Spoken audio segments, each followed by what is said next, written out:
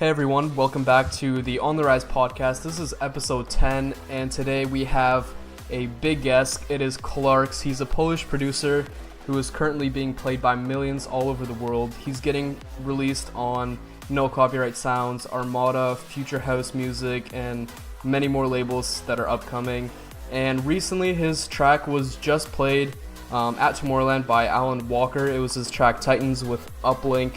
But yeah, before we get into that, how you doing, man? Going good, man. Sweet. What up? Can you talk about the whole track that was just played by Alan Walker, how that felt and how you found out about it? Incredible, man. You know, it's Tommorowland. It's the festival that everyone wants to go. Mm-hmm. Also, the track was a bit old though. Titans got released more than a year ago. Mm-hmm, yeah. And it already got played by Alan on Ultra last year. Oh, okay. But now he decided to do it again. It was actually a birthday present for Uplink. Oh, really? For one of the because they're a duo, and one of the guys had birthday, and it was a kind of birthday present. But still, I think Alan Walker really likes Titans because I saw that he knows the track very well. He plays it a lot, I guess. We just know about the Ultra and Tomorrowland, all the big supports.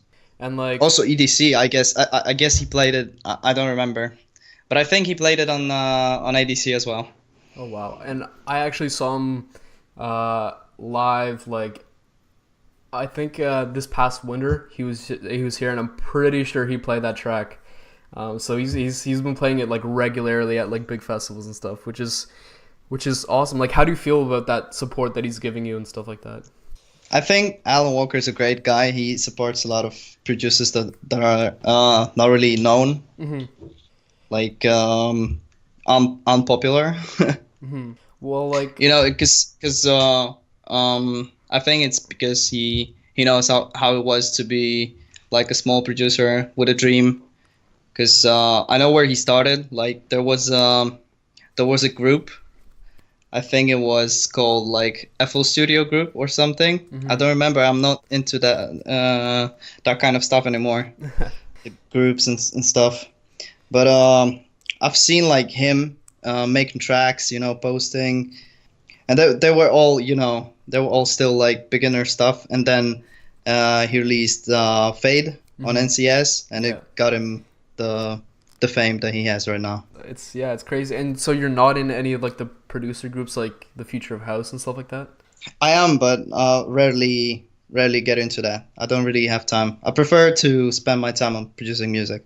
Yeah, it's a different way. A lot of people spend the group is at 25,000 members or something like that. It's crazy. How many but I don't think 25,000 people are active. Yeah, no, that's true. So take me back to when you were younger. Was music a big thing that you were into? Were you playing instruments and stuff like that, or were you did you go right into producing on FL and all this stuff? No, everything started. I think I got inspired by It was the time when Deadmau5 was actually famous. Mm-hmm.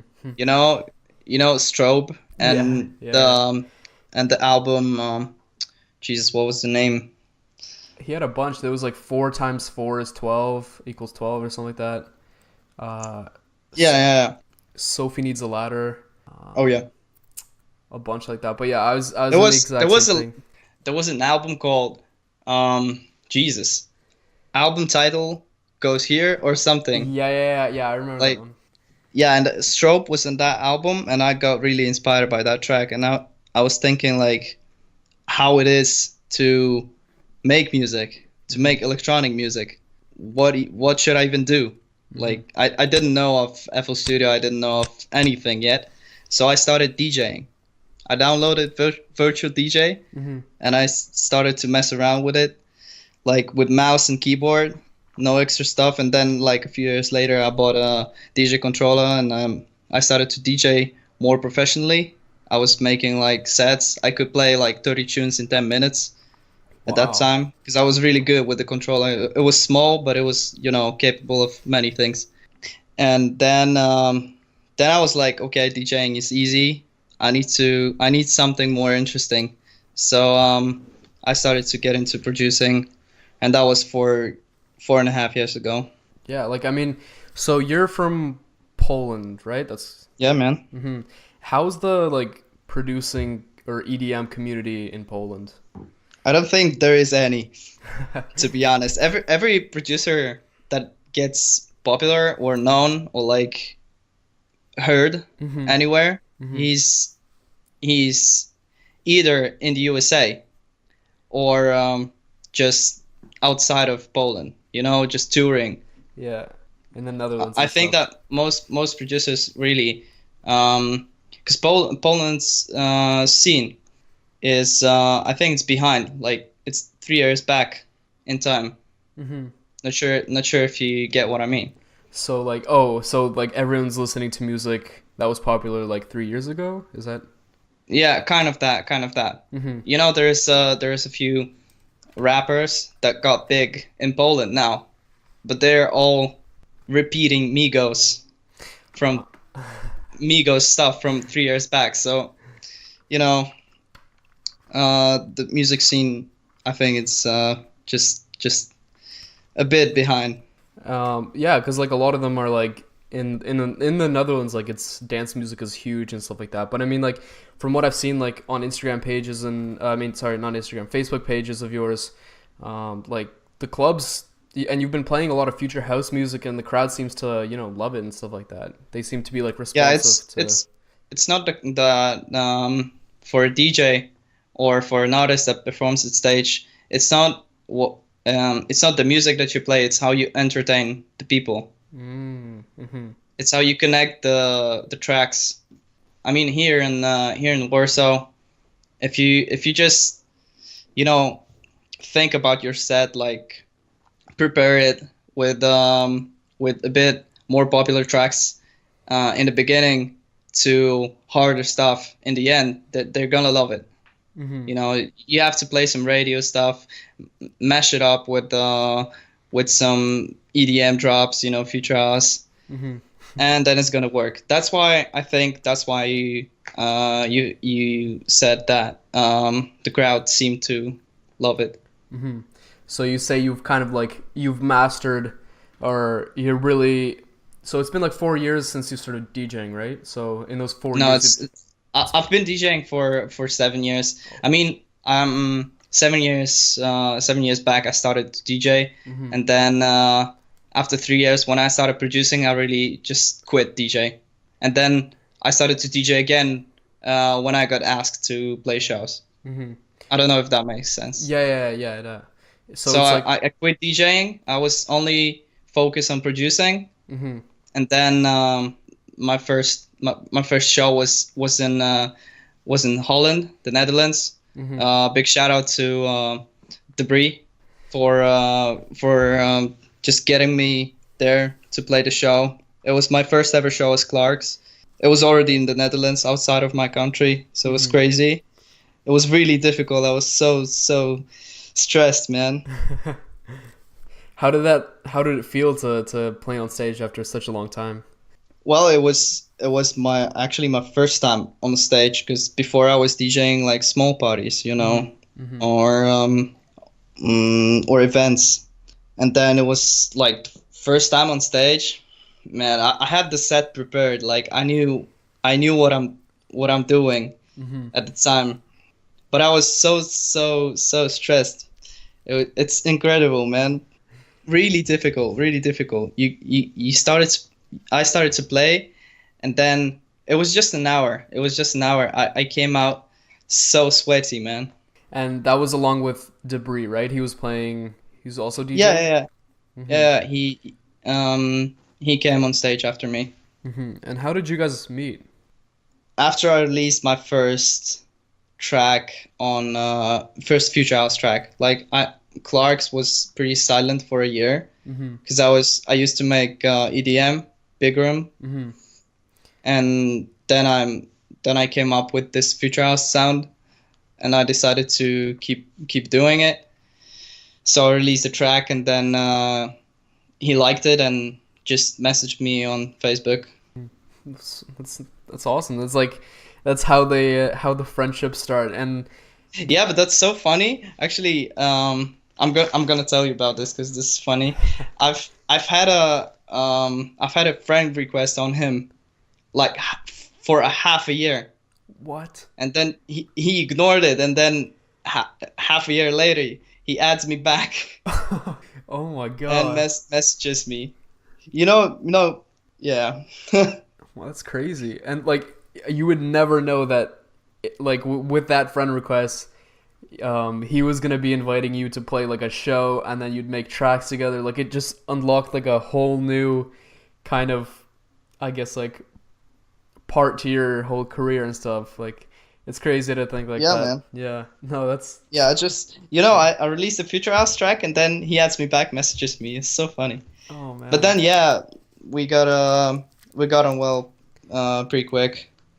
Decided to be friends. Yeah, that seems like a common theme around like producers. Like they ghost each other and then they end up becoming like a duo, or they like make a track and then it goes like to a million plays and stuff like that. It's yeah, it's interesting how Yeah. that all happens. So can you talk about like what was like, I guess, like a big moment, like a big breakthrough point in your musical career, like so far, like a label that you got released on that like took you to like the next level, or a collab that you had? Well, honestly, I don't think I've ever had a breakthrough Mm-hmm. because it's not where I want to be. Where I am right now, it's not where I want to be. So I'm just I just make music every day and every minute. Mm-hmm. But I think like the points that I think that define what I am right now as an artist Mm-hmm. are the meetings, the people that you meet in real life, like ADE, Dance Fair, where you get to meet a lot of producers. You get inspired so much, and then you get better contacts. Mm-hmm. So I met the Future House owner, one of them, Mm-hmm. um, in that was 2016. That was July, I Mm-hmm. think, and then I released a Vox with our psych on Future House Music. So Yeah, yeah. those meetings, the people that you meet, those appointments that you make, they're the breakthroughs. Mm-hmm. No, that's. I wanted to ask about like the collab that you had with our psych. Like, how did that come together? Because that's probably like one of my favorite tracks, and it got supported on like Also, Martin Garrix's show. yeah, yeah, it did. Um, Also, I met our psych at ADE in 2016, Oh, really? and then Wow. we were like, yeah, we really liked each other, Mm-hmm. and we decided to make a track together. I think we've had something before ADE. Mm-hmm. We've been talking online, and then on ADE we decided to take it to the next level and actually finish the song and actually do something with it. Yeah. Well, that track turned out to be like pretty big. Like, it's at like Yeah, man, almost two hundred it's fifty thousand plays. the most played track on my Spotify right now. Wow. No, I love the track. It's like probably one of my Thank you. favorites. Yeah. So you've also been released, like it's crazy to think. Oh, I did you did a remix of Two Friends. I actually met them not too long ago. They're pretty Yeah. funny guys. Um, Shout out to two friends. yeah, shout out to Two Friends. Big shout out to Matt and Eli. Yeah, the guys are hilarious. Yeah, But yeah, man. you've been released on like Armada, No Copyright Sounds. Like, how did that come together? Like, did you send demos to those labels, or did they come like find you? Two friends, Or the no, the or the labels in general. yeah, the labels, yeah. Yeah, see, with NCS is I got an NCS by meeting the A&R in Amsterdam during ADE last year, Mm. and that's how I'm on NCS. And another track that's just a follow up that I just sent immediately after the first one got released. And how's the support been from NCS? Like, Support from NCS is amazing. I think they really care about the artists, Mm-hmm. even though they release like I think 2 tracks a week, which is crazy. It's a lot of stuff to work on. And like all of them are really quality releases as well, and like Yeah, they all have exactly. that like no copyright sounds like sound, I guess, if you can call it, like it's like really energetic, and so they really Yeah, stick to like what they're good at releasing, I yeah, guess. yeah. I think NCS NCS's music is very well picked. So on the topic of like ADE, are you coming back this year for ADE? Yeah, I'm pretty sure I am. Sweet. What are your hopes for this ADE? Like, are there any specific people that you want to meet, or what do you No, want to not get really. out of Just it? meet the same squad. So you have like a squad that meets up at ADE, and then you guys go and party. Yeah, man. Kind That's of that, kind of. that's awesome. So how talking about like production to get on these labels, like what does your production process look like? How do you begin making a track It's and stuff like it's that? chaotic, man. It's chaotic. Always, the tracks that I have released or I got, scheduled, Mm-hmm. they're coming out of nowhere. Like I'm just messing around, just scrolling through some interesting sounds. Sometimes they start from like just a sample, Mm-hmm. you know. Sometimes it's a melody. Sometimes it's something that I find that I made 4 years ago, and I find it cool. Okay, let's use my new abilities to make a track out of it.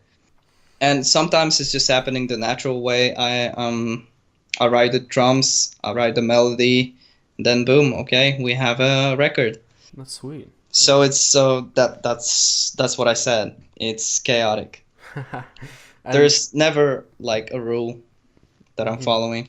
hmm and would you say like there's like has there been things in the past that like have inspired you, like because some DJs they go on like a walk or something and then it inspires them, or like others Yeah. they like sing in the shower. It's like it's all over the place. Do you have like any certain place that you go to get like an inspiration for, or And I think it's all.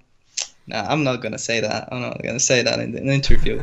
But yeah, I think producers get their inspiration from their feelings, and you get the best feelings when you're just feeling well. hmm yeah. When the sun is shining, when your mom is not shouting at you, you know, Yeah. or your wife ain't mad at you, you Yeah, know. yeah. So for beginners who are trying to, so let's firstly talk about like the whole DJing thing. So for DJs who are starting out and want to play shows and stuff, what advice would you give them to like, I guess, But move forward? DJs in general, so just for DJs or for artists, music producers. We'll do just DJs first, I guess. For people wanting to get like shows and stuff. Yeah, well, for DJs it's different. It's a different thing. I guess if you're just a DJ, then um, I would advise you to just keep going.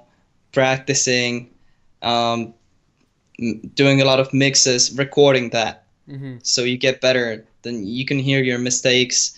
Then you can improve them.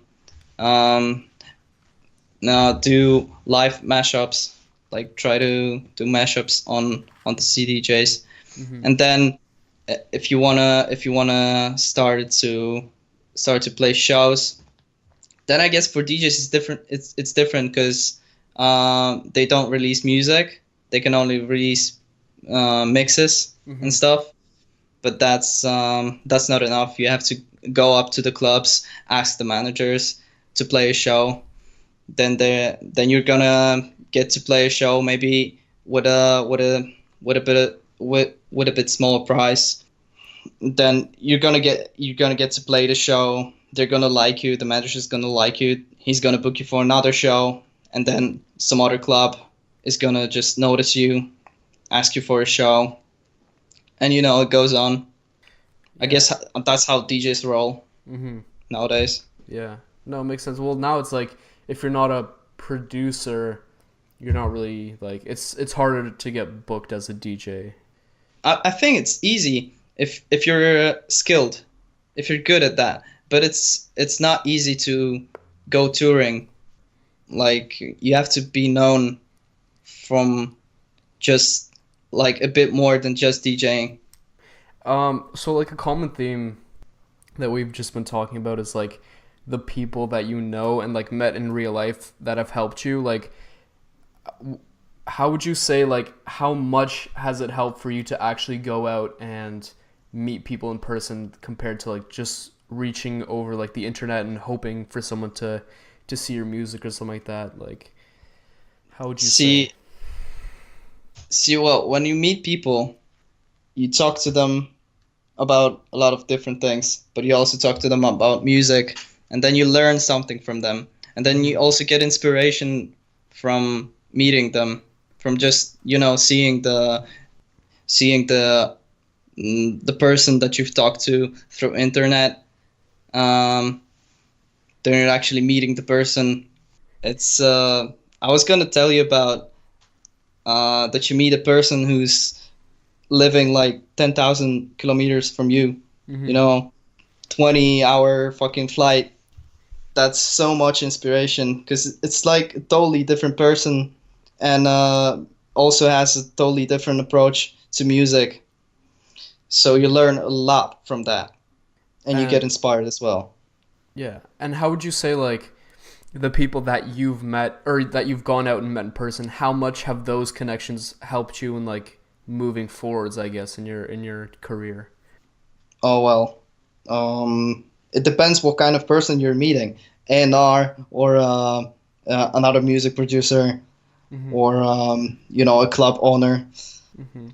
Everything's a different thing, but definitely it doesn't matter who you meet. It always will get you inspired, and inspiration is what's gonna help you get through.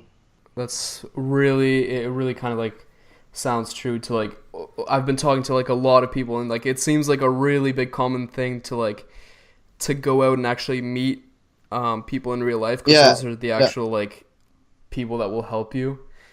Some people yeah, are just like too scared to go out and meet other people or too scared to show their music. It's just yeah. a Well, lot of it's a different different thing things. when you meet someone in the real life, and when you talk to someone through Skype, even like with cam and stuff. Hmm. It's a totally different thing. Hmm. 1 hour in real life is doesn't even equal 100 hours on Skype or anything. No, yeah. So for I guess like advice that I can pretty much predict from you is go out and meet people in real life to Yeah, get like yeah, the yeah. connections. Yeah. Honestly, yeah. Who are some like producers that you look up to, that you like to listen to their music, who you like I think seeing, I I guess. yeah. I think a person that everyone probably knows and a person that I admire a lot is Calvin Harris, Okay. Hmm. because he makes all the music himself, and he also sings for his tracks. Hmm. And that like So he's inspires. like a total producer. Hmm. He makes everything, even the Hmm. vocals, and then mixes the vocals, then masters the vocals, auto tunes the vocals. Everything. What's your favorite track by Calvin Harris? What would you say? I think well, it's not gonna sound interesting, but it's summer. Summer. Okay. Yeah, yeah, because I have a lot of mm, I have a lot of cool feelings about this because it was like 2014, I Ooh, it was a think, long time ago. Yeah. summer. Yeah, it was a cool summer. It was a cool holiday. Yeah, Do you think it's like the memories that you have like associated with that 2014 summer that makes that song so like I think so. Yeah, that's when I started producing. oh wow. Oh yeah, But it's 4 not years really ago. connected to that. It's connected to what I was doing that summer because Mhm. I was still 17. Mhm. Yeah, and that was Mhm. the life before you are an adult. Yeah, I guess so. That's Yeah, what's cool.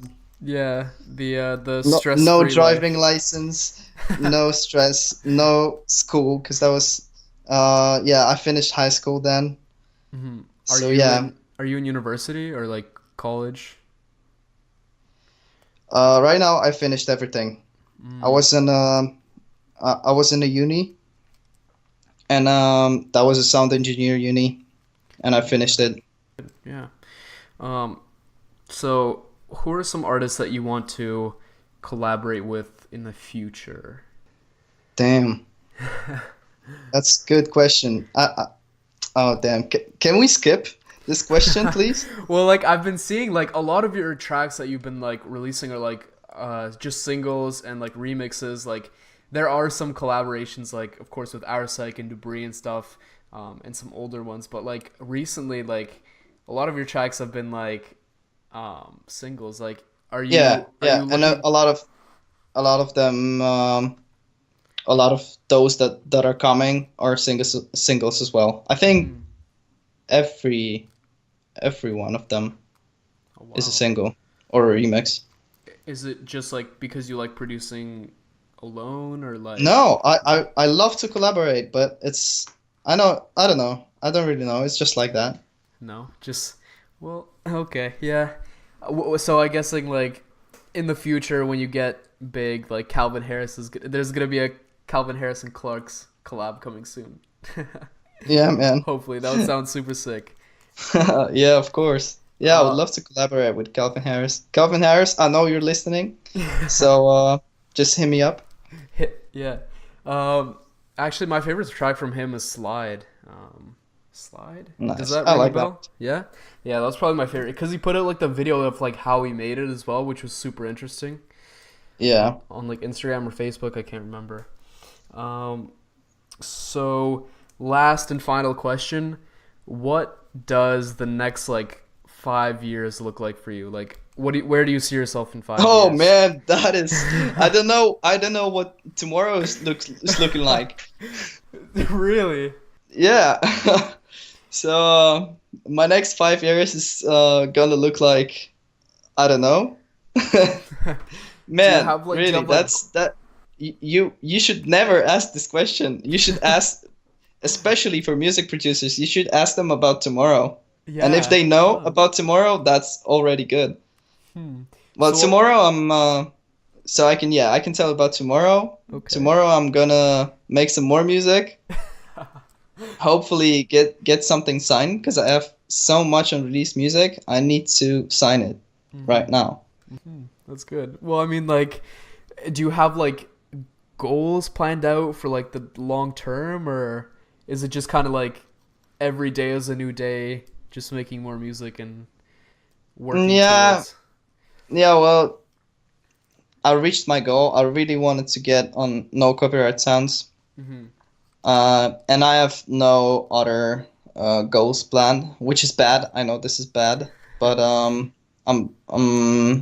focused more on music than the goals. Hmm.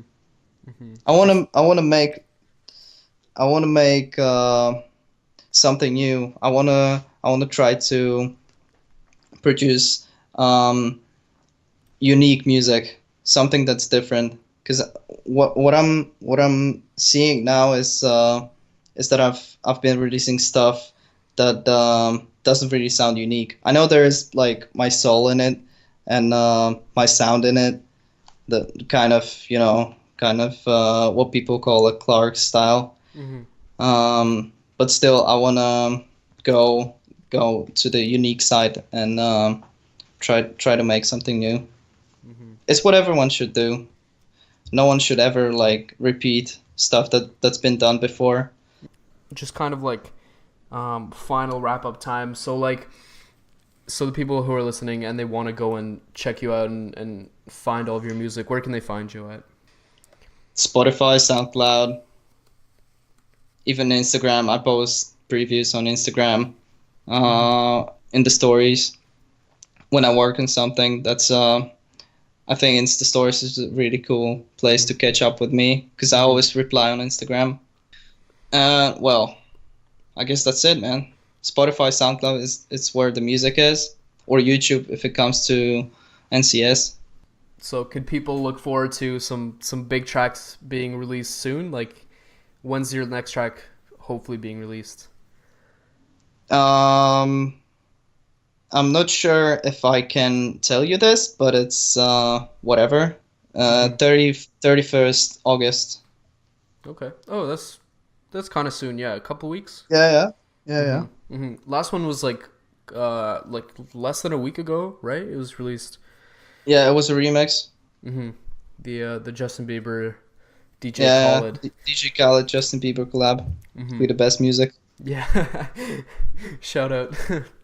Oh man. Yeah, man. Shout out, we the best music. We the best music. Oh, I don't know, DJ man. Khaled. Oh, so cringe. I don't know. Just for me, it's so cringe. I had to stop No, I love watching. that. I love that. You love his stuff? Do you watch his like Instagram Yeah, and like man. Snapchats? Yeah, it's hilarious. Oh, I don't know if he's serious about it or he's just like, I don't know. No.